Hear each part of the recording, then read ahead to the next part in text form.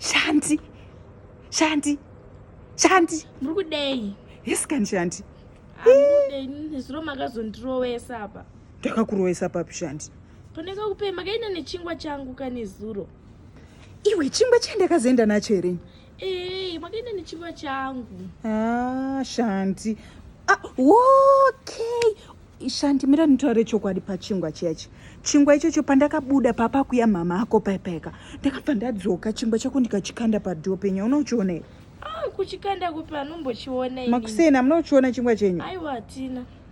Pamwe chakaryiwa neuyu nematsoko makiti mabonga anodarika apa. Kuri kubvepi usiku no? Everyday nongokona usiku uchidarika apa. Unongo chimbobvepi? Izvezvi ndiri kubva notenga madomasi. Mati mataruma? Toni kani ndinotoreiko?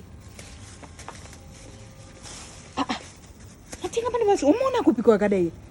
Ndavatenga apo pamusika wamayanzi panekta. Anzi $4 Aya anoita $14.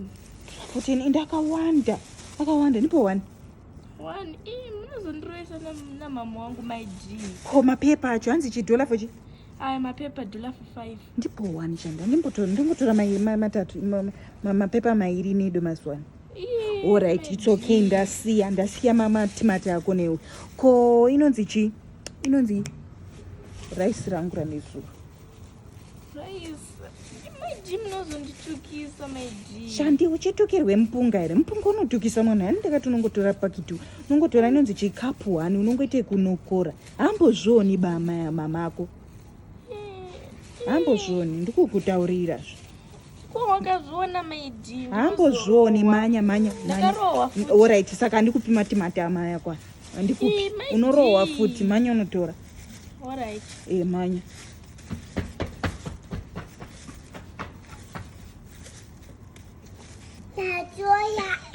Watoya? Good. Shanti, ikapu yeraisi here. Utange hafu. Maiji, wewe munozonditukisa ndikutokupai apa zvakatowanda futi. Zvine basa rehandioneni tiri shamwari neshamwari. Ndakutotora alright raisi yacho wandipa ndinoibika nei. Ndakutora neuyu netuma. Iwo mira ndikudze Shanti. Mai ako akakuvhunza unotaura kuti ndatengeserwa zvakadaro namai wepauyu wepamusika apa. Ndoziva kuti unopopotera iwe. Haumbopopoteri iweyo. Raisi haumbotauri. Yako ipepa bhegi. Mai ako anozouya.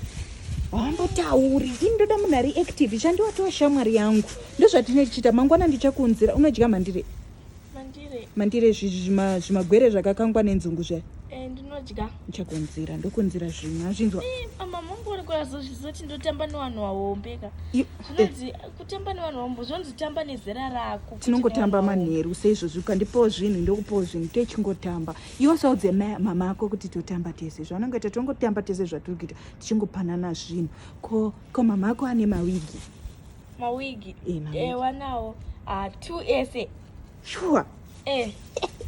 So iwo zvauchaita tozotaura zvandakuita ndakuenda ndinobika turaisi twako but turaisi twako tushoma. Mangwana unondonzi tinoita plan ndichakunzira mandiro zvinganzi ndakuda kuti mandiro etu netorazanganiswa nenzungu. Ndokunzira. Bye bye Shanti. Bye bye my dear. Bye bye.